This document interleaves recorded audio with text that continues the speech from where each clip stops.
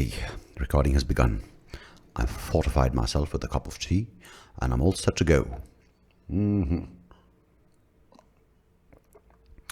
There's a group of people who,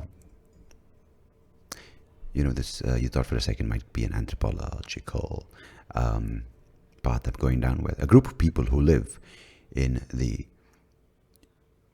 Irrawaddy region of Domlur, Now, there's a group of people who like drinking tea from a mug, and there's some people who there are a group of people who use the mug to wash their ass. Now, that's two different kinds of humans we have on this planet. Not the same mug. And that is absolutely... Why are you sounding like this? That's not the point I was trying to make. There are two kinds of people. The group who like to drink tea from a mug, and there are people who like to drink tea with a tea service. That's a teapot, with the tea cozy on the pot, with the cup and saucer, and then the little finger sticking out when you drink it. That's basically do you know the significance behind the little finger sticking out? In case there was a person with a really tight asshole walking by, and they just had the urge to get their sphincter tickled, they knew at any point that there were a group of people drinking tea from a cup and saucer who had a pinky ready for their... There's typically... I don't know, you guys don't understand. You think I'm fucking around. This is really from the British Raj. They really thought of everything. These colonial cousins of ours. They thought of... You've got a tight-fisted people. Tight-sphinctered people also had an option to get their needs fulfilled during a tea service with scones, clotted cream, cozy, and a nice little pinky fingering. Yeah, you learn something new every day on this podcast. I have a lovely guest later on. She's fantastic, and I don't think she signed up for this kind of content to precede her conversation. But, well, what are you going to do about it? But I'm the kind of guy who likes to pour, at least I was. I don't want to say I'm a kind of guy set in stone who likes it in a certain way. But I like certain things in a certain way. But when I used to be given tea in a cup and saucer, I used to pour it into the saucer. And I used to slurp it up like a cat. I was a pretty fucking ludicrous child. I used to really envy what the dogs were fed when I was growing up. It wasn't kibble or any of this cooked stuff where animals, dogs especially, and cats seem to have quite a menu to pick from nowadays.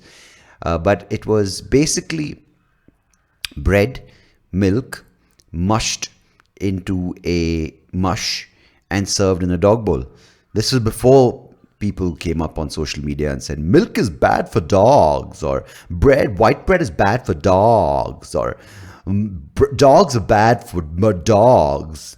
So I used to see the guy mushing it up, and I'm not shitting you, my mouth would start watering.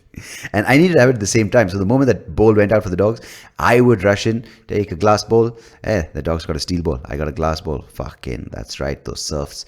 Classism. And I would then take bread, milk bread, of course, because we didn't have brown bread, multigrain, whole grain, kinds grain, what grain, sourdough, who's your dough. We had white bread. We had it all. Just the British had just left, so the bread was all white. We would take milk, whole milk, no other way, just milk. There was no other option. No buffalo milk, cow milk, goat milk, dog milk, peanut milk, mother's milk, none of that. We just put the milk. It was Nilgiris or Nandini, and we had no other options. And then we put that in. And if you're listening from out of India, these are kinds of milk. You're just going, what the fuck is this guy going on about? And I would put milk just in. Okay, this is if you were one of those people who like cornflakes, you get this. Now I'll come to that. There are two kinds of people in this world: cornflakes with hot milk and cold milk. Yeah. I never knew cornflakes with cold milk was an option, because when we used to go to this place, I'll come back to the point about the bread and what I used to eat. Don't worry about it. I'm on top of things today. We used to go to this place called the Wellington Gymkhana in Kunur, in Ooty. The Wellington Gymkhana, run by was it the Army or the Air Force? I think the Army. Air Force can be anywhere. Navy bases inland also does make sense to me. But anyway, this was, I think, one of those bases. Morning, we felt, oh, Anthony was one of the waiters back then, and he would lay out the breakfast service, sausages and toast and eggs and cornflakes with hot milk. And I was like, ooh, cornflakes. It was also summer, but it was chilly. It's up in the hills. Cornflakes, hot milk. Then one day someone said you can have cornflakes with cold milk. That way you put right after and the cornflakes remain crispy. And I'm like, oh, God, the things that I was oblivious to. It changed my life. Now I find out cornflakes is the worst, that Kellogg's invented cornflakes along with the company Chiquita, who made bananas, as a breakfast option in the Industrial Revolution. Not Industrial Revolution, that's a bit too far back. But when people start going for jobs, saying breakfast is the most important meal of the day, and next thing you have Cocoa Puffs, then you have Tiger Puffs, so you have cornflakes. Anyway, fuck all that. We have too much choice nowadays. So, cornflakes with hot milk and cornflakes with cold milk. Two kinds of people there. People who drink in a mug, people who drink in a cup and saucer with their pinky out for midgets. Oh, did I say midgets? No, I never say midgets. It's for tight sphinctered. Yeah. I wanted something to be like tight sphinctered Samaritans. Anyhow, so I used to put this bread in a bowl. I used to put the milk, which was hot, which was also, of course, you might have heard of this thing. There are different words for it, but it's the word is malai. The word is something. When the milk is heated and it cools, it forms this film of fat. It basically, if you're considering a career in porn, yeah, start with milk, which has been heated and then cooled off. Take off that layer, put it on your chin and see what it feels like. Yeah. Anyhow, I used to skim it because I never, at the age of 8, foresaw a future in the pornographic arts, in the abstract. So, yeah, I took it out. I poured the milk, and I would mush it up, of course. But me being human, I had the privilege of access to sugar, and I would mix it into a fine mush. And I would then proceed to devour it like the lab that I was, trapped in a boy's body. If only then pronouns were an option, I would have been called, I don't know, labri, labo, lebu, lebu, or la, just la.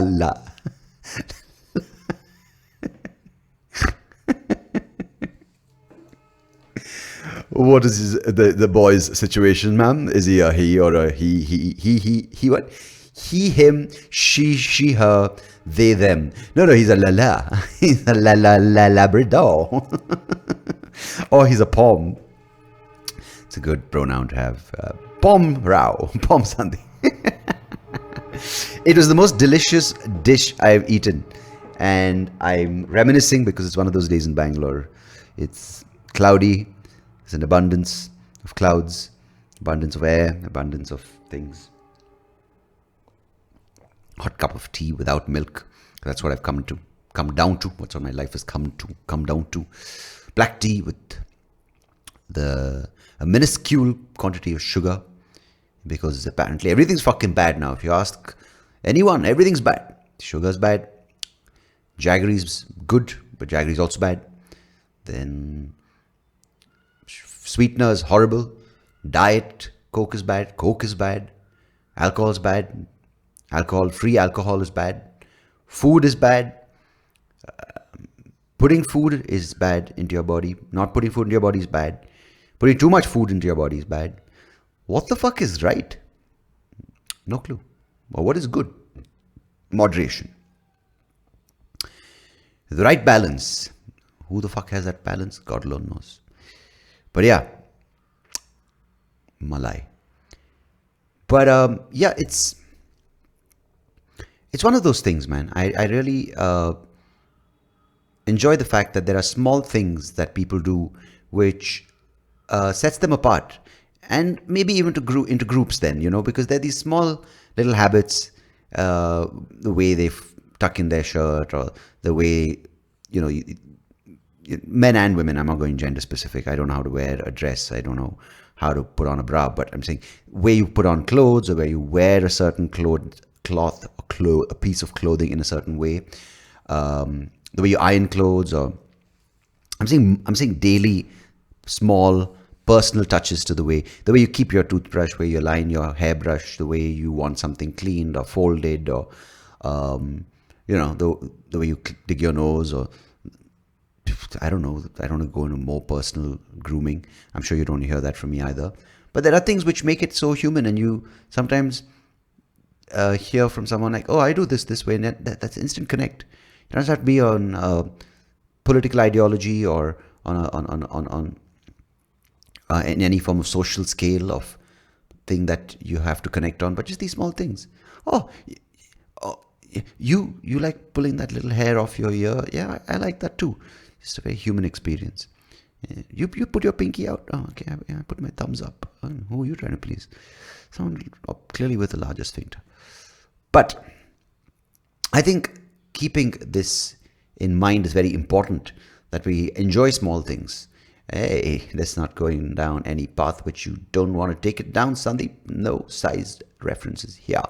But when we get caught up in the larger picture and the longer goal, we tend to lose some of our sight and the pleasure that some of the things in our vicinity can bring to us. Small things, small touches, rolling over, taking that 5-minute nap, or sleeping in or staying in bed for 3 minutes more than the alarm has told you to stay in, or not doing something after planning. You can take pleasure in anything, and I think it's how you set it up to be, because you can be someone who panders to what everyone around you says, or you can be someone who lives for yourself. And there are a lot of things out there. As I said, nothing is right. Everything's bad for you. And it's a world filled with more and more of that if you want to hear it. But you can make it a little quieter by just choosing to do what you want to do and listening to what you want to listen to. Not easy, but it is easier than one would think, because not everything in this world is so fucking hard. It's okay. It can be a little easy to smile once in a while and be okay. So, God, did you have to end on that note? Yeah. But trust me, if nothing else works, take 3 slices of white bread, mash it up with sugar, with a little powdered sugar, put milk, hot or cold, and then literally take your fingers and mush that thing up into a ball of love.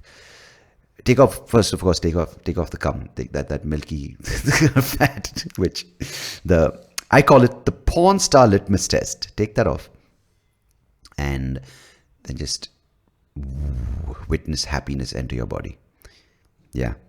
I'm going to leave you on that note, because I have a great conversation coming up right after this on a very different note. Has nothing to do with any of the things, but you know me, I hope. And my guest is Aakanksha Tangri. She's a lovely lady sitting out of Dubai, and she's going to share her story about where she came from and where she is now, what keeps her ticking, what she loves doing, about the project she's involved in, the company that online publication that she started, and the podcast she'll be releasing shortly. Lovely lady, a lot of fun, and a good conversation. So I hope you enjoy it. And as always, I hope you are safe and well and keeping yourself well. Yeah, whatever you are doing, enjoy yourselves, and tell a friend about this mind-blowingly amazing podcast where new things are revealed to you every week. All right, till then, goodbye. See you on the other side. Cheers.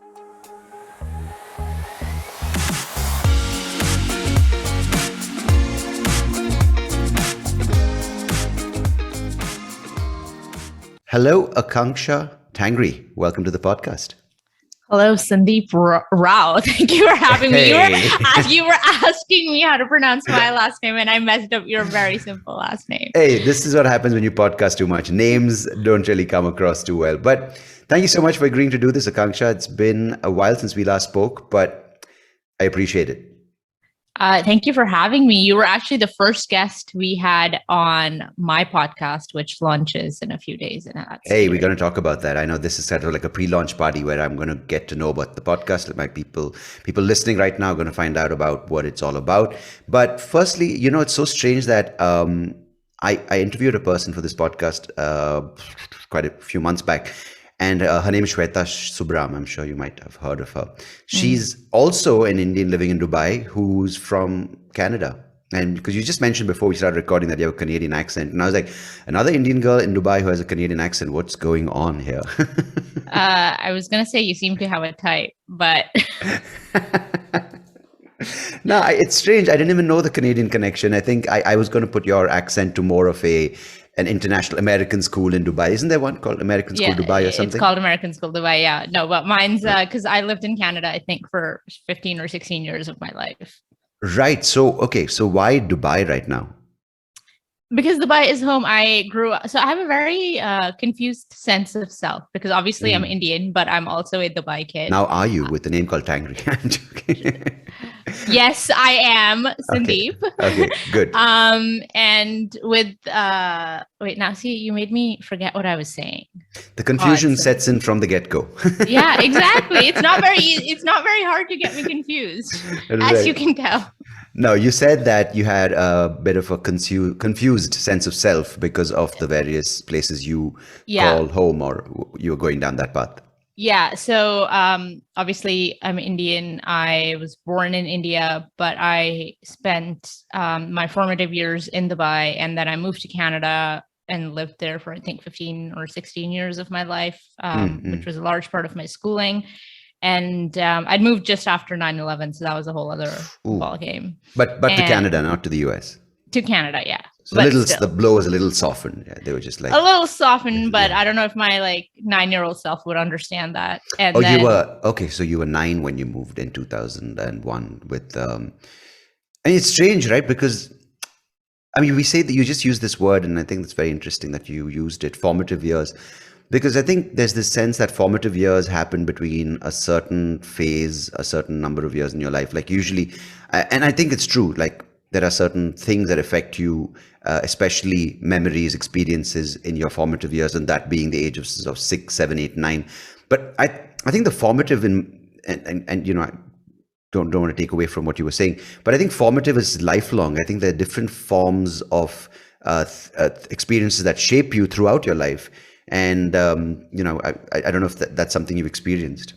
I absolutely agree, but I also think that as we get older, we have maybe the coping tools or a better understanding of how to approach certain situations, which we may not have if we're 9 or 10 or even 16 right now, for that matter, right? True. But also on the flip side to that, we have rigidity, right? As we grow older, we don't let those things influence us. So I think there's a flip side. But you're right, the 9-year-old girl that you were in that environment, definitely there were positives, but I'm sure there were also things that overwhelmed you, right? Yeah, absolutely. I moved from a very I had a wonderful childhood in Dubai, right? Like all the privileges in the world. And then I moved to Canada where it was just a entirely new culture. It was a predominantly white environment. My accent was made fun of. I was told the stereotypical things like, oh, you smell like curry, your food smells, blah blah blah. Dude, what the fuck's wrong with people? I don't understand. And this was in 2000s, not even like in the 70s, which Russell Peters highlights in his shows.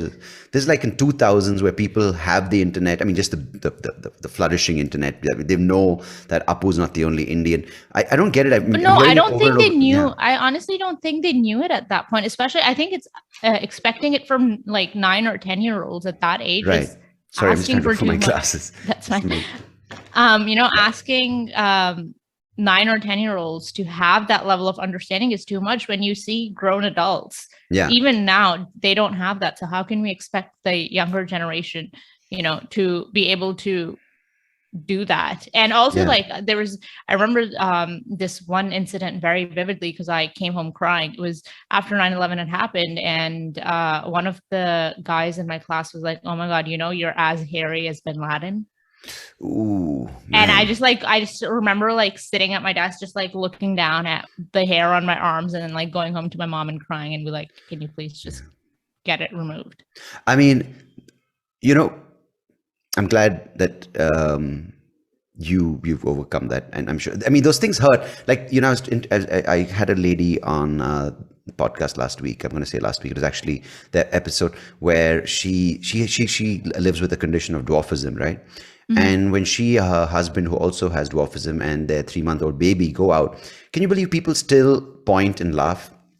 And this is what shocks me, right, about humanity, is that we use these words diversity, inclusion, but it might seem something as trivial as facial hair or arm hair for a girl, but, and I'm going to get into this right after this point, but I mean, it looks like Osama bin Laden terrorized more than just, you know, foreign policy and democracy. He just made kids feel, I mean, and look at this kid, instead of going, that guy's a terrorist who's killed people through this terrorist attack, he wants to torment a classmate using body hair. Like, how fucked up is that boy, right? Like, looking at... Yeah, but then, like, see, now I understand, because that time the discourse was very different, in the sense that, you know, like, I can't expect my classmates at that age, as much as I would have liked them to have empathy and not behave that way, they still did. But a large part of it was also shaped by the discourse around them, maybe what was happening at home, and, you know, the news their parents were consuming, and just the narrative that was built around. Because even if you remember, right, like, during Trump's time, you had all these Mexican kids, or all these Latina kids, who were bullied and said, like, I'm going to send you back. You had all their classmates saying, I'm going to send you back. I'm going to do this to you. And, you know, the thing is, it's not just America, right? It happens here as well. In India, it was obviously height, or you use these Indian words, right? Like for dark and for white and for height and for shortness. And I mean, I remember in the bullying I received was not as much for my disability, because it was not a visually, it was not evident, right? I didn't have a cane, or I wasn't in a wheelchair. But I remember a girl in class getting bullied for having braces. They were like a girl who got, you know, who got picked on for her size. And I was like, I mean, and this is not, I don't have the answer to it, but it just shocks me that kids sometimes have, of course, a lot of conditioning from their parents and their environment, which makes them say such things, right? Like, I'm sure that boy didn't even know the severity of Osama bin Laden, but for him, he obviously would have heard something that this turban wearing Arab has done this, and he automatically equated that to hair, and you were the first brown object of his so-called hate, and he just used that thing, which is interesting how society kind of works on various levels, right? From racism to kind of bullying, to various aspects, from a 9-year-old to a president who wants to bomb the shit out of a country, you know? Yeah. It's quite, and that's the thing which I wanted to talk to you about now. I mean, it's not to do with your story, which we'll get back to, but it then, you fast forward from 2001 to 2021, and the narrative right now around social media and how it uses, how platforms like Instagram are using their filters, or the targeting of young girls. And you would have been one of those young girls between 9 and 13 for body shaming and self-worth and self-esteem issues. So, hey man, I'm 30, and Instagram sometimes still makes me feel that way. Crazy, right? So can you, because I don't know what it's like, because I've never appreciate, I mean, I can see a little bit, but I don't, I mean, of course, I've always been like in awe of like the models and the magazines, like Cindy Crawford, the supermodels. Like, it's kind of like this, the boy has to also think that that's my ideal girl, right? Narrow waist, big hips, big bust, etc. But I think maybe in a way it's a boon that I'm not able to use Instagram to its fullest, because I can't upload selfies, or I can't use the right filters, or I don't leverage the visual angle as much. I just put it as a platform where my clips can be heard.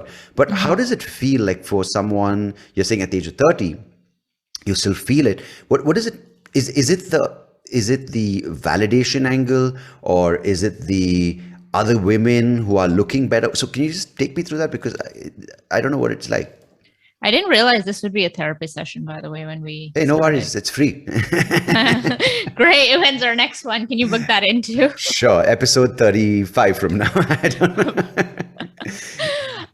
So I think it's a part FOMO and part what am I doing with my life, and also a mix of I need to, you know, look after myself better. I need to be the best version of myself, and blah, blah, blah. And I know all these things. Like, I am in the field. We educate people around these things. So I'm very well aware of what people go through, or the challenges that people experience when they see everybody's highlight reels on Instagram, right? At the same time, I'm also cognizant of the fact that Instagram sometimes makes me feel that way as well. Not even Instagram, social media platforms in general make me feel that way.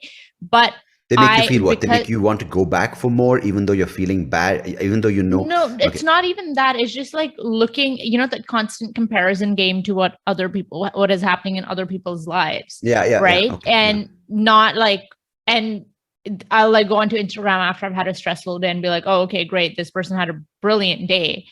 And then I'll catch myself saying that and be like, okay, wait, if I just posted a photo from today, everybody's going to be like, oh, wow, Aakanksha was out there doing this, but I know that's not the truth. Right. So it's just, I'm very that's also because you have this internal gauge, knowing that, okay, I'm going to just sort of throw this out there. Like, see, because you're aware of what it's doing to you, I think that's where the conflict is. See, because you are aware that if you put up a photo saying, great day, guys, sitting out there, independent woman, hashtag, whatever, you're lying to yourself. And even though on Instagram, people are like, oh, cool, she had a good day. But you are torn between what you really are feeling and what the Instagram world has made you say. But most people, and I don't want to generalize, who don't have this conflict where they don't know what they basically are selling themselves a lie, saying, I had a good day. I'll give you examples of this, right? Like, for instance, I was sitting with someone for a breakfast, and they ordered this dish, and literally they took a photo of the dish, put up a photo saying, at this lovely place in Goa, having a great breakfast, and this is the place to be, serenity and peace with nature. Literally after the photo was posted, like, this breakfast was crap, I can't eat this thing. They returned the dish and they didn't like the place. So I'm like, they are okay with it because they don't believe that they don't think that they're being dishonest, or the word right now being unauthentic, right? And I've seen this across the board with comedy, like people I've been at the show that they ate such a bad piece of comedy pie on stage. I don't know why I said comedy pie. That sounds so bad. Anyway, they just had a bad set. And next thing you go on Facebook or whatever, and they're like, great show, amazing for everyone to come out and watch my set. I'm like, how? So are they oblivious? Because I think that's your problem. And I think maybe my problem as well is that we know, I think we know what it means to be honest, and an honest feeling of fulfillment, right? When you actually feel good, you don't want to share that. You want to enjoy that with people who care about you and who you care about. But for me, it's not like even sharing as much. It's how I consume, right? It's how I consume what other people. I don't share that much on Instagram in general. Like, my life is pretty boring. I have really nothing to share. I'm the same. I have absolutely nothing. Yeah. I'm cognizant of the fact that I keep reminding myself, it's a lot of my internal dialogue. When I see something on Instagram or social media in general that makes me feel bad, I remind myself that what I'm seeing is not necessarily what the reality is like. And I know it from like people around me, because you're giving the example of your friend who said great breakfast, blah, blah, blah. I know tons of people like that as well. So I'm I try to remind myself that what I see is not necessarily what it's like, and that, everybody has their struggles. And that's actually one of the reasons at Reset, we've started this initiative called Failure Fridays, where we post about our failures. Nice. And it's everything. Like, my failures have been on this campaign have been everything from like the fact that I skipped all my workouts and I ate fried chicken burger 2 nights in a row. Right. And I felt shit about it. That's a failure. But for not like showing up and, working out after I had committed to my instructor that I would consider, like, I felt bad about it, but trust me, that's not a failure. That's just, I'll tell you what it is. That's just life.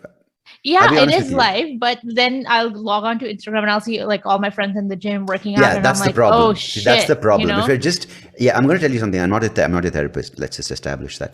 But that's the problem. Are you sure at this point? And that's the problem, because you are setting yourself up to a certain standard. And you mentioned that thing earlier, the best version of yourself. There's no such thing as that. It's just that when you start doing things for yourself because you enjoy doing it and you want to do it, that's the place you want to be. But I get what you mean. This thing, what social media does, you're fighting an uphill battle, right? It's throwing everything at you, and you're trying to remind yourself, no, this is not reality. This is not what I am. So it takes up too much mind space. As a result, you don't have time to enjoy your day. And even if you didn't work out and enjoy those burgers, hey, I think that's absolutely fine. I don't think Yeah, it that's is. But then it's also that I am my own harshest critic, right? absolutely, So then yeah, it's like, a lot of it is my own internal, monologue that I have to tell. mm, Like, it's okay, just be, you did this, it's fine. yeah, Because what happens is, I think a lot of us fall into that comparison game. And, like I said, like, I am very aware because I am immersed in this topic through Reset, right? So I'm very correct, aware, but I see a lot of people around me who aren't, and who will always be like, oh, this person got engaged, oh my god, she had the most fairy tale proposal, this happened, that yeah. happened. So that's like my problem, not problem, but like, that's one thing that we want to change, is to remind people that there's literally a lot more than what It's you're almost seeing you have on to hold somebody's. their hand and show them the way, right? Because it is so difficult to get your head out of the mud, because it's almost like that's all that's everywhere you look, that's all you hear. Yeah. But I want to ask you about this Failure Friday. It's on one end you have people sort of saying, "Oh, my most romantic night out, my most dreamlike proposal." But are people honest on Failure Fridays, or do they go to the Oh, other extreme? absolutely. No, no, no, no. That Okay, they are. We've had incredible responses. Like, speaking okay, of proposals, we did a dating version, dating fails for Failure Friday, and that was hilarious. But at the same time, you just saw what people went through, including like puking in front of their first date and never getting a call back, and just all ends of the spectrum when it comes to dating. So I think we've noticed that people are actually very, very open, because they all understand a lot. Today's generation, especially, I would say, is very evolved to an mm, extent, right? So they all participate because they realize that you do need to, at some point, shed the facade that we put up mm. for social media a lot of the times. That's And encouraging. Yeah, yeah, they, the one good thing I like about Instagram is that a lot of people, especially young people, are using it to raise their voices and to talk about topics that matter to them. yeah. So that's like one positive, and we've definitely seen that when we've been working with them, especially young Indians. It blows my mind at how educated they are about topics, and how they formulate their opinions. The strange thing is there's this, again, just like how we only sort of hear the fringes, right? Whether it's the extreme left or the extreme right, whether it's the transgenders canceling Dave Chappelle, or if it's Dave Chappelle, or if it's the other end of the gun owners, right? And similarly in India, it's whether it's the complete right or the complete left. I think there are a lot of people in the middle. Like, even when we hear of millennials and we hear of people who are too sensitive, or what they call snowflakes, in a way, people refer to them as Liberal snowflakes. yeah. So the thing, I was talking to this guy who's a professor at Princeton, and he does this. He's the senior guy who's at the Center for Teaching and Learning. So I was asking him, what is it like for you when you're trying to teach students and teach teachers how to teach and teach students how to learn? Are you seeing this where people they're getting offended by pronouns, they're getting offended by the wrong kind of words? He said, no, strangely, this is just something which is being used by certain groups to spread a certain message that suits them. And that's, if you realize, the internet is full of that now, where it's very targeted, I wouldn't say marketing, but very targeted sort of reach of content to specific groups to enhance their certain sense of belief. I think if you just approach the internet and social media with that mindset, I think it's easier to consume the shit out there, because there are real people like you doing real stuff, helping real people who have real issues, but also have a real need and a real sense of reality, and they have a sense that I want to change and I want to do things that I believe in. But a lot of that gets masked by the noise on the internet, which is all this bullshit, right? The stuff on the extremes. I mean, that's why it's so easy to fall for fake news, and WhatsApp forwards, Yeah, absolutely. right? Because And this is it's not just, just how can millennials, even you? older people do it. Like, Oh, yeah, absolutely, absolutely. Like, those family WhatsApp groups are always they're like, toxic. They're very yeah, toxic. Yeah. something or the other. You're going to believe that UNESCO has declared some, like, India best for something or the other, and you're gonna have people just fall for it. I mean, on the other thing, they like, oh, look at PV Sindhu's workout, and everyone tries that. Oh, next thing, PV Sindhu dressed up in jewelry. I'm like, dude, are we? And I know these are the real people doing real work, but are we? You said the people today, that the youngsters are evolving. I'm glad to hear that, and I'm not a youngster, but it's encouraging. But I feel there is a big population that's just kind of vegetating and slowly becoming manure. And I know manure is good for growth, but I feel we're just stagnating into this kind of mindless group that are consuming, who just want the next day to be their next Swiggy order and their next kind of Amazon deal or the Great Indian Festival. So what do you feel like, because you're in this space? I'm 82 born. I think if you said you're 30, you're about 9 years older, younger than me. What is it like? Because you grew up, and I'm going to go away from the therapist part because I don't want to make other therapists out there feel insecure. So I'm going to ask you the how was your experience though in 2000s Canada? You said, okay, you mentioned that was pretty awful with post 9/11, the way people treated you. But did it change from there? Did you find a sense Yeah, of self? And absolutely. I think like the initial first 2-3 years were a bit of an adjustment, as I adjusted to a new climate, new environment, in terms of people, education system, whatever else it was, right? But I think Canada and my time in New York, and I say this, like I moved to New York when I was 21, and I really came into my own when I moved to New York. seems like a lot of people do end up Yeah, it's like your shining. cliche thing that, oh, girl moves to New York, lives the best version of herself. And that was actually what happened. Yeah. Because I moved, I was this like basically kid who hid behind books the entire time when I was in Toronto. Like, yeah, obviously I had like great friends and all of that, but still it was a large part of me. I still hadn't discovered myself until I moved to New York, and I had all these experiences that I can genuinely say have shaped me to be who I am today. Where in New York were you? Were you there for like undergrad, or were you there for work? I was there for grad school, and then I ended up working there. Nice. So that was your stint in journalism, right? Yes. Lovely.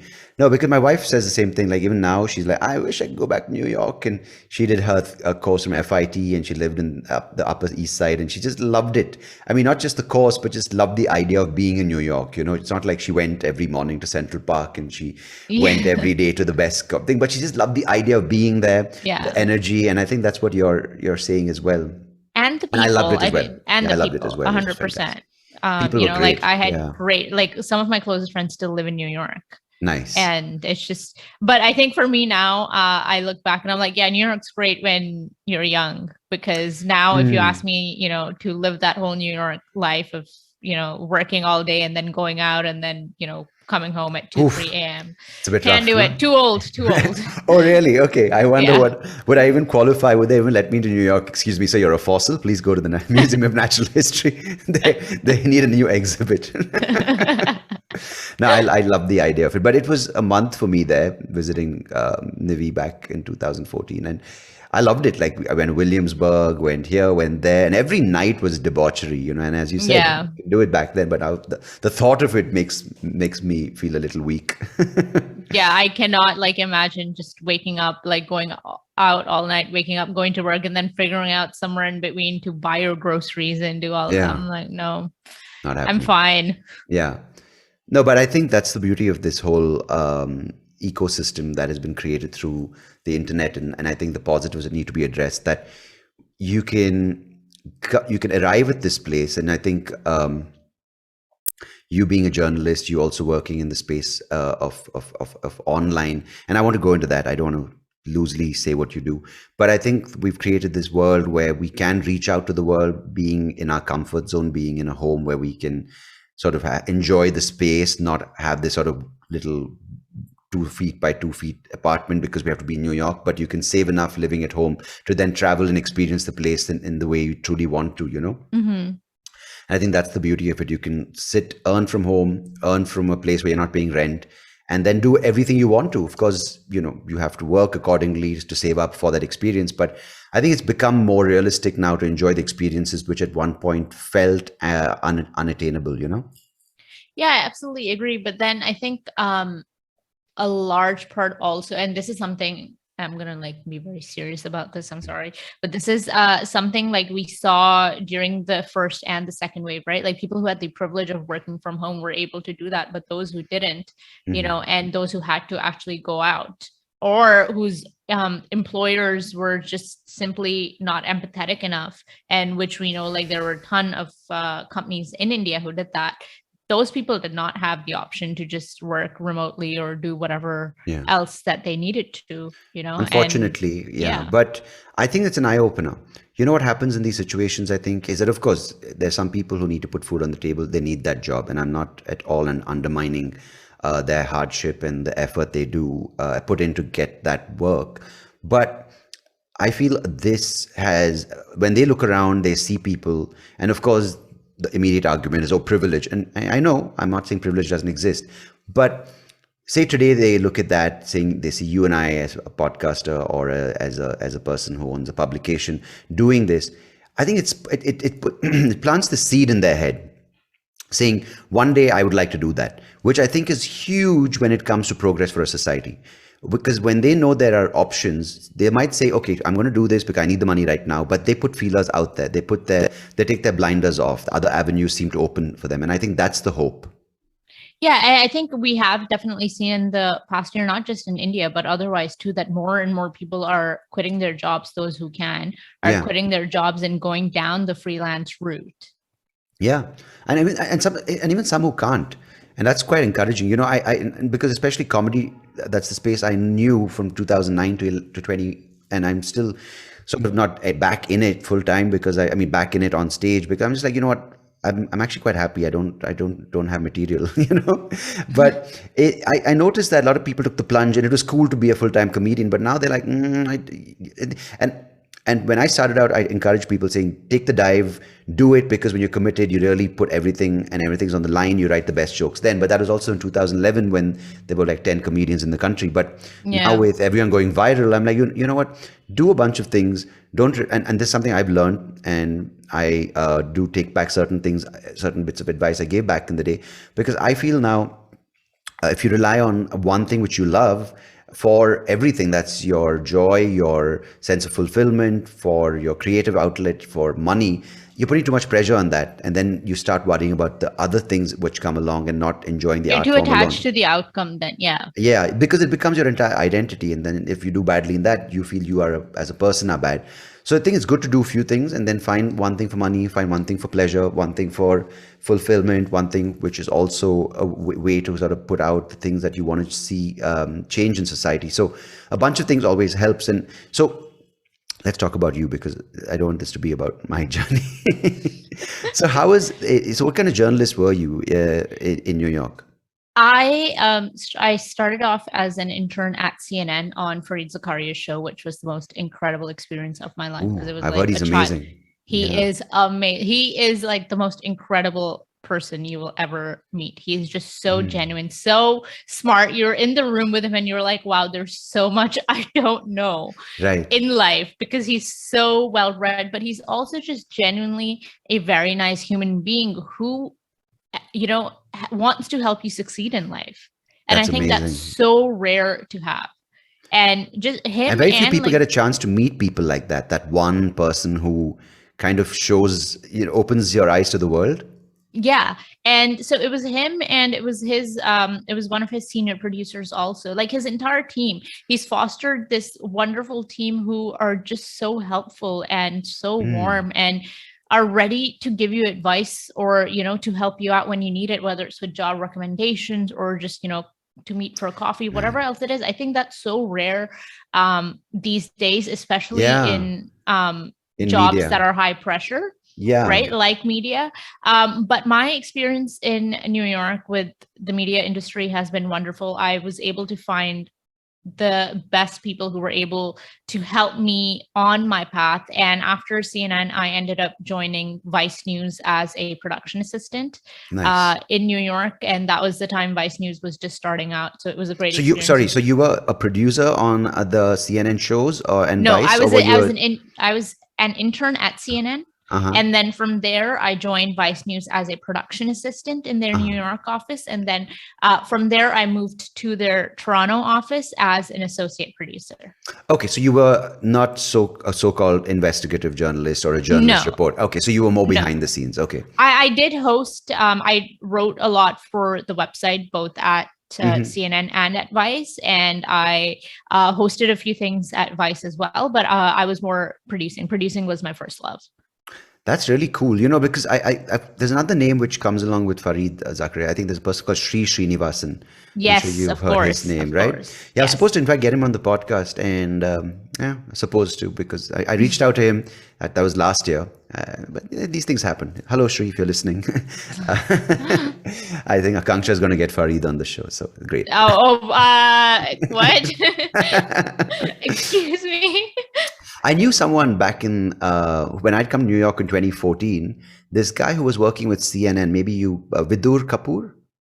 No, I don't He's a know. comedian. Then he went full time into media. So anyway, so I don't know why. Wait, So let me Google him. yeah, Vidur Kapoor. He's I think he's one of those first ABCD gay comedians. So he had these sort of great jokes back. Vidur Kapoor, I think. Yeah, must be. Comedian. He was with I CNN. don't know him. Yeah, no, because I reached out to him. He said, "Hey, I'd love to help you with comedy, but I'm no longer in the space. I'm working for CNN." So when you mentioned CNN, I'm like, "Do I know?" It's the Indian thing. Do I know It's not anybody like in CNN? no, but it's also like, hey, you're Indian. Do you know the other Indian person at CNN? Yeah, exactly. Just like That's how exactly you're like, what yeah. I interviewed this Indian girl living in Dubai who has a Canadian accent. You must know her. You know. No, also you might know Shweta Subram because she voiced the thing for that song which went viral called Jalebi Baby. Oh. Yeah. So now you do. I don't just name drop Aakanksha. I'm sorry. I legit name drop. Okay. Oh, you legit name drop. Oh, I'm sorry. I have Srisrinivasan's email address. You know how cool I am. Shri is actually like, if you're an Indian kid in New York, Shri is just like, he has the answers for everything you need. He's actually I think helped a lot, and for over 20 plus years. He even started the South Asian Journalists Association, which has been so instrumental in like helping me connect with mentors when I was in New York. So that's Shri amazing. Actually, when it comes to like fostering and helping the Indian community, Shri has played a big role. Especially and I think both Columbia. of them are a part of Pratham, and I think that's how I found out about Shri through my cousin. Okay. I think there's some work they're doing in Pratham. So no, it's amazing to meet these people, and I like how you've taken from there, right? You didn't just sort of go. So wait, from Vice, where you did end up producing a couple of shows, did you then come back to Dubai and then start what you're doing now? Reset, yeah. So, cool. So that's an online publication. I quit Vice, and then So Reset is an online publication that does original journalism around mental health, well-being, gender, and looks at the intersection of politics, policy, and pop culture through these beats.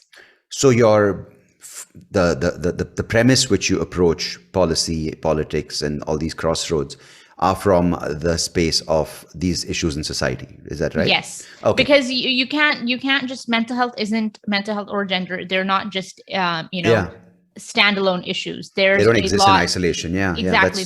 It's not in silos. You have to just look at how a policy or how what's happening in the country or whatever else it is, how that shapes what's happening, because a lot of socioeconomic issues also contribute to mental health, right? It's not just one fine day that something happens. And that's the thing, right? A person who's gay could be disabled, could also have mental health issues. Because the strange thing, I was talking to someone who was last year in a ward because of COVID, and he's a paraplegic. He's in a wheelchair, but he's got a little bit of mobility. And he was telling me, in India, can you believe that the disability, the issue of disability, it doesn't come under medical, because he needed to, an assistant to help him in the ward, right, during a quarantine. And apparently disability comes under women and child welfare. Okay. So that's not even, it's not even a medical condition in India.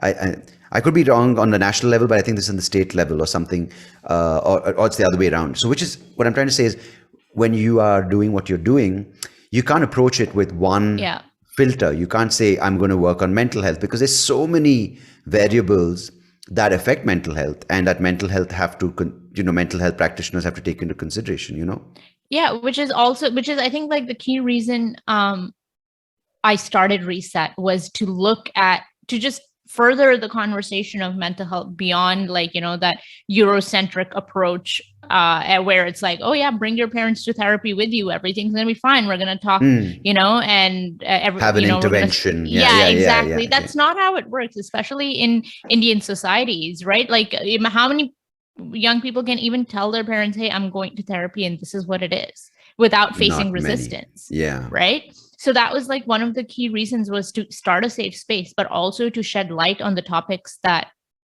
are facing our society today and facing people of color around the world. So what is the situation? I mean, I don't know if you want to talk about the society you're living in right now, but from your experiences dealing with race, gender, with sexuality, with disability, mental health, where are we right now? I mean, because there's so much, and you probably be in the best position with the stories you've covered to give me a sort of snapshot of what's going on. See, in India, I think when it comes to, and this is something that really surprised me, was how many, when we started Reset, was how many people were willing to speak up and to share their personal stories and to let us know like their deepest, darkest experiences. And I think that we're really, really grateful for the fact that they've trusted us with their stories. I think since launch, we've done 400 or 500 articles. That's brilliant. That around really... these topics, right? And it's not like it's people's lived experiences, but it's also just a general sense of like what's happening on the national level, what's happening on a state level. And I think there is definitely awareness, but there is also that general sense that this awareness is also in that same, echo chamber in a way. Yeah.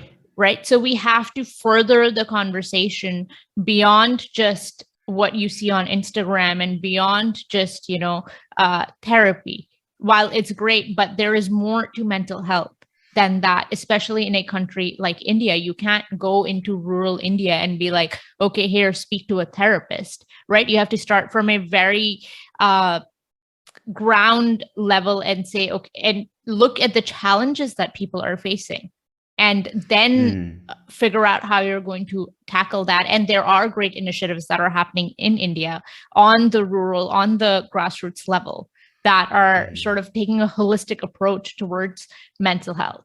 But I think one of the biggest challenges we face in India is the language, but also language in terms of obviously like how diverse India is, but also in terms of how you would translate terms like mental health or depression or anxiety or these terms into an Indian language and try and explain it to a person who is going through that, or even to your parents at that point. Because a lot of times, like, what are the terms associated with mental health in Hindi? Pagal, right? Or mental hospital. Or unhappy, right? Sadness, which is not always depression. Yeah. So it's just I think we've progressed a lot. We've definitely progressed a lot. And one thing that really makes me happy is how many young people are becoming aware, how many young people are reaching out for support. But we need to do a lot more. We definitely need to do a lot more. The thing is, what's amazing is that you face a very uphill battle, but I think your energy is good, that you're keeping it good, because it is a little overwhelming at times, right? When you just mentioned all the things that you did, about the scope of the issue, the diversity, the challenge that lies ahead of us. Yes. But what, for me, like, the idea of mental health is also sometimes, when you have, and this is not taking away from anyone's mental health issues, because it's so personal, it's so different, it's so unique, and each person approaches it differently. So I think we need to establish that first. I think the way social media does it is good as a way, as a messenger to spread the idea that you're not alone in this particular experience of mental health issues. But I also feel it also has the flip side, right? Where you think that mental health can be solved in a week because a celebrity had depression between two movies, and suddenly when the second movie came out, the depression went. And I've noticed this. I noticed this in the entertainment space when celebrities are shooting, they're busy, the glamour's all cool, the money's coming in, they're fine, they're putting up things. Next week they have a lull between shoots and they're like, oh, I need to come to terms with my mental health. I'm like, oh, you piece of shit. You're just doing this because you need to fill up your Insta feed. I mean, I don't know. I want to give people the benefit of the doubt, because that's why I'm here. I don't give them the benefit of the doubt. See, I want to give them the benefit of the doubt, because having them speak up is like, look at in India at least, right? Like, because Deepika Padukone spoke up, the conversation around mental health furthered so much. Well, but she went beyond just talking about it. She also set up the foundation, and she opened the foundation. But she took the first step of opening up, which takes a lot, especially in her position, to open yourself up to such vulnerability. Using your power, absolutely. Yeah, and so I do want to give. I'm not talking about people like her, of course. I don't undermine. She's done some amazing work, and she's got experts who are in a position to even further what she's doing. Yes. So I don't know, like, just based on her experience and seeing what other celebrities are doing in terms of just. No, I'm talking more about the influencers, the ones. Okay, the influencers. Today, Yes. Today they're selling bras. Tomorrow they're selling shoes. Day after they're selling dolphins. The fourth day they're selling anxiety. So I don't know what to believe. Okay, so influencers, I think. I don't know what to tell you, actually. I don't know. I think they need to influence themselves first, because here's the other point about mental health. It's health. No, okay. Actually, I do know what I want to say. So for influencers, I do want to say that because they have such a large following and they are able to influence so many young people, just please refer them to mental health professionals. Unless you're a mental health professional, do not give them advice. Do not have these manifesting workshops and like these positive vibe workshops and whatever else. Like, with all due respect, I'm sure your intentions are right, but please just refer them to a professional. Just like what he said, I was invited for a group, your safe support group for mental health. I'm like, dude, I don't need a support group for mental health. I need to go to a doctor if there's something wrong with it. I need to go to a therapist, See, the thing is, we've also held support groups, especially during the second wave, but we had a professional. We had like a mental health professional, like a therapist, a psychologist, a psychiatrist lead those groups. So it wasn't just me saying like, okay, because I work in mental health, here I am leading a support group for you. Exactly. Right? It's like me trying to tell you I'm your therapist. It's a joke. Of course, I'm not your therapist. Yeah. The idea is that these people were like, oh, I experienced anxiety and depression. I'm going to conduct this group. That's not how you fucking do it, because you went through it. Good for you. Good for the fact that you're able to, but you cannot, if you're not trained as someone who can analyze the situation, because it's a case by case. Each person is different. Each person's experience with mental health issues are different. So you cannot, and it could cause more damage, in fact. Also, just one thing I want to say is, like, when we started Reset, one thing I made very sure about was that we don't say so-and-so suffers from depression, so-and-so suffers from anxiety. And we don't even say mental health issues. We say mental health challenges. Yeah. And because issues has such a negative connotation to it, mental health challenges. I like issues anyway. It's a personal thing. Sandeep. I don't work at Reset. So cool. And the other thing is also, like, we say so-and-so lives with depression, or so-and-so, is experiencing this right now, because just how we approach the topic and our language plays a large part in shaping our perception of a topic. Absolutely.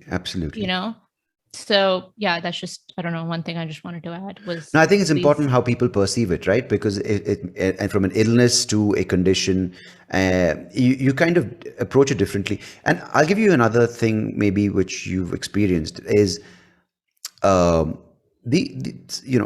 depression. These are things which are not social constructs, right? They are a body and a mind feeling in a certain way because of a social situation they're put into, and they were mechanisms that helped us cope in some way, and because that coping mechanism went a little too far, it goes to perpetual debilitating anxiety, and as a result depression, or could be one of the other or both, right?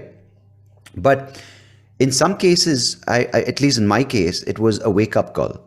I used anxiety that I was experiencing. I mean, initially it was like, why me? I can't handle it. It was debilitating to a point where I couldn't get out of bed. And I don't wish that on my worst enemy. Maybe a couple of them, but not all of them. Just joking.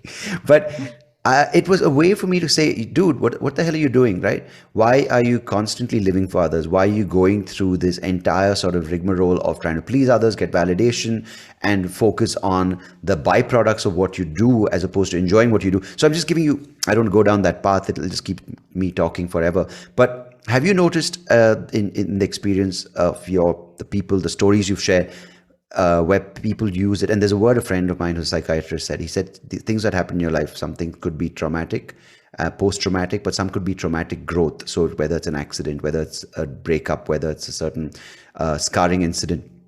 And anxiety could be one of those indicators saying, use that opportunity for growth. Have you experienced that? I think because how everybody experience, or like everybody's experience with mental health challenges is so different, and also the access or the privilege they have to be able to access that support or access resources is so vastly different. Yeah.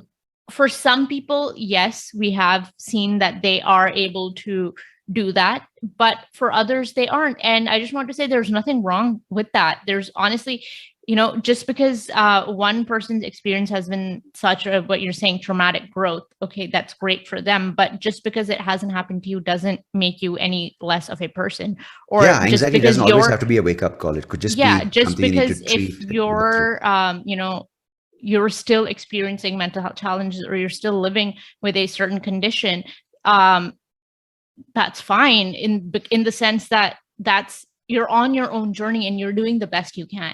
And I think that's it doesn't have to be like, oh, I'm going to hustle and get out of this now. Yeah, that's the first thing for people listening. I think it's not a project. Yeah. It doesn't have a finished date. Even therapy is not something like, in 6 months I have a budget of this much. No, it doesn't work that way. I think it's a journey, and it's a journey between you and your anxiety and you have to be so kind to yourself. Yeah, I think that's to be well said. So kind to yourself, and just like focus on the baby steps instead of the larger picture, and learn to it's easier said than done, of course, but like tune out some of the shit that people are going to tell you around you. First thing, get off social media. That's a first start. At least regulate the way you consume it, because that is a place where every step forward, where you are kind to yourself, you say, okay, I understand what's going on. It can take you back 10 steps if you're consuming it in the wrong way. And I'm not, of course, saying all social media platforms are bad, but I think with my coping of anxiety, not being worried about what others are doing was the first step to kind of look within and say, okay, what do I really want, That, but also what people around you are saying, right? Like more than just social media, like what your family or friends are saying, or any of that. Like at some point, if it doesn't serve you, just, if you can, learn to just tune that out and focus on your own journey. Get a new family. Yeah.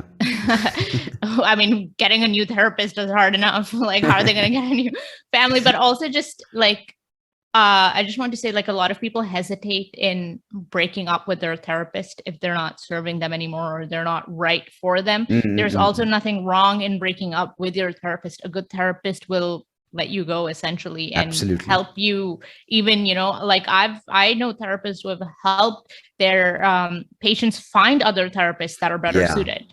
And I think that's an important point you made. Just because you go to a therapist doesn't mean that therapist is the therapist for you. Because they may be good, they may be the most recommended, but they might just not work. They might not gel with you. You might not connect with them. So don't think that going there and you're not feeling better after a few weeks means there's, oh, I'm hopeless. I'm never going to get better. That's not the case. It takes time. And I think, finding the right therapist who connects with you. Yeah, it took me, I went to 2 therapists before I found the right one, because I realized that for me, I needed somebody who was a person of color, and a person of color, a woman, and someone who was able to relate to some of the lived experiences that I've been to. And I found such a great therapist, and it's like, like 4 years and counting. I went through 4. I think the first 2 after my case quit. It was, wow. I don't know if they quit because of me, but they stopped. I was like, how fucked up is my story that it sent them into depression? I'm not laughing about depression, but I'm laughing about they actually quit. Oh God, I think one even had a bad breakup after that. I don't know. It's not me, obviously, but just It's giving not you me, it's you. no, it's neither of us. It's just the cosmic forces. Oh, okay. That's a nice way of putting it. Yeah, it's meant to be. But no, I'm so glad you're doing this, and I'm so impressed by the fact that people are, with your Failure Fridays, with these articles about their story, in a world where there is so many opportunities where people are exploiting your vulnerability when you do come forth and show your true self, when you might say, okay, this is what I'm scared of, my insecurities, what I'm my fears, and people exploit that, right? They take advantage, they manipulate you, whether it's in a relationship or in a professional setting. The fact that people come to you and they trust you to tell their story right is very impressive, because the media manipulates it. I've had so many interviews where people take snippets out and they don't put the whole story out. So clearly, through your publication, people do believe that you and your team and your publication is someone they can trust, which is, I think, really, really important in today's day and age when there is so much mistrust. I think, I mean, first of all, thank you. But I think a large part of it is also fostering the right team. Yeah. And finding people who believe in what you're doing and who have their ethics in place and their heart in the right place, and who actually, I know that I can just sort of tell them, okay, this is what we're working on, or like, yes, your pitch is approved, and then they're on their own. Right. And I can't be micromanaging a team. I can't be doing any of that. And the good thing is that my team it's an all female team, and they're wonderful, wonderful women who just are so passionate about this. And they all work with you in Dubai? No, a lot of them are based in India as well. Okay, so you have a remote team. That's fantastic. Yeah, nice. Yeah. And so everybody's spread out, doing their own thing. But I think at the end of the day, we all believe in the same thing, which is destigmatizing mental health and to talk about the topics that no one else is talking about. So I think that's been a key part in helping people open up, is just finding the right team who can talk to them. Yeah, I think that is so. I don't have a team. It's just Somnath and me. But I think I see that in my wife's case with her e-commerce thing. It's just finding. It doesn't matter about the size of the team, but you find people who are not in it just for the appraisal and that percentage hike, or for saying to people, oh, I work at a mental health organization that supports mental health. What I'm saying is, this finding like-minded people is so hard, but I'm so glad you have found them. And the thing is, like, as we sometimes, when we put up job postings on our Instagram or whatever else it is, we get hundreds and hundreds of applications, and you see how many people actually care about this and the sheer amount of talent that is out there. And I'm like, damn, nice. Like, it just makes me happy. But then I also get FOMO. I'm like, I'm sorry, I wish I could hire you too, and you, but you have so much going on for you. So it just really, it's very heartening to see how many people care about mental health. It's become a very, very encouraging sign of the fact that people care, Yeah, the fact that people care, and that they're also, like, when we'll speak to them during interviews and stuff, and I say, like, why do you want to come work at Reset? They said, because it resonates with what I'm going through in my life. And it's provided me a safe space. And I think that's more than I can ask for. We're 2 years old. That's it. Yeah, that's it. We're That's 2 crazy. years old. And you're already resetting. What? Yeah, already resetting. Oh. With our podcast that you're a guest on. Yeah, I know. Okay, so what's the podcast about, and what's it called? I know the name, but you're the host. Okay, so it's called Why This Now? And it looks at telling the untold stories, asking the hard questions and talking about topics that people aren't necessarily comfortable talking about. So it's essentially an extension of what we're doing on the publication side and just bringing it to the podcasting side. So our first episode, which is with you and a bunch of other wonderful guests, looks at dating and intimacy through the lens of disabilities. Hey, wait a second. Not just me. I know. I've been clubbed with others. Okay, cool. What, you thought you were special? Of course. I mean, no, sorry, Sandeep. Sorry to break it to you. I'm specially abled. According to PC culture. But no, that's fantastic. So you bring together I like that. So under the theme of dating with disabilities, you have various perspectives within one episode. I think that's really cool. Yeah. So it's one of my really close friends from Toronto who talks about her own experiences and something that I've seen up close in, like, I think the 12 or 13 years I've known her. And then another person from India, and then someone from the States. Okay. And so that's our first episode. And then some of the other topics we look at are the mental health impact of COVID on teachers and whether they're experiencing PTSD. And we go inside the minds of the trolls and the trolled. Interesting. I think that's a very, very important thing to... you're talking about the online, the people who hate and the people who are receiving the hate. What else? Who else are the trolls? You'd be surprised. Where I live, we have the real ones. Oh, okay. I live in Hogwarts, by the way. Oh, okay. Wow. No, because recently I was listening to someone talking about the troll farms, and they're not necessarily only out there to sort of put nasty comments on YouTube or make you feel like shit, but they actually are manipulating what information is being fed to certain groups. Yeah, that's kind of like with what happened with the Jan 6 political riots and so that kind of troll farms in Russia and China doing that. So I was wondering whether you have access to those kind of people as well, because many of them are proper cyber hackers and they have these bots. No, we didn't. Maybe next season we'll do that, but this season we haven't gone to that extent. But we've talked to one of the world's foremost experts on the psychology of trolling, and we've also talked to Nidhi Razdan, who obviously gets trolled a lot. And we've talked to Superwoman, aka Supriya Joshi, as well, who's been trolled consistently on social media about the mental health impact of trolling. Ooh, yeah. No, it's a bummer. It really brings you down. How much ever you're like, they're a bunch of idiots sitting in somewhere. But it just, I mean, I don't get trolled because I not because I'm too good. It's just that I don't get enough views to get trolled. Like if you get, it'll be really sucky if you... The upside of not being popular. Absolutely. Like out of 100 views, you get trolled 10 times, then there's clearly something wrong with you, right? No, I'm so glad you're doing this. Why this now? Why this now? This is the podcast. It's coming out soon.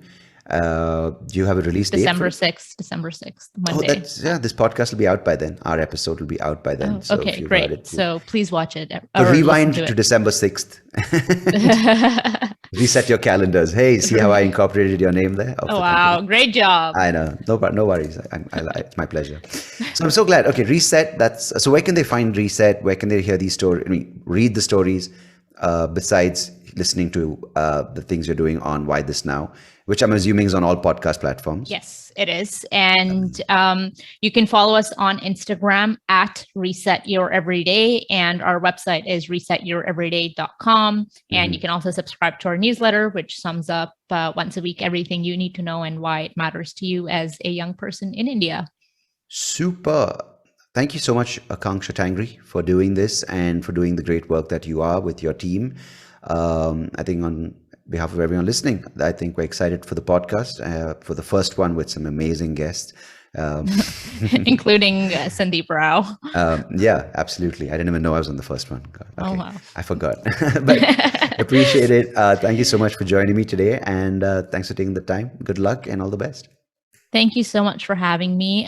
You were the first person I interviewed for our podcast, and it was just a wonderful experience. And this also has been wonderful. Thank you for this free therapy session. I really appreciate it. I won't have to go to therapy this. I thought you said it was free.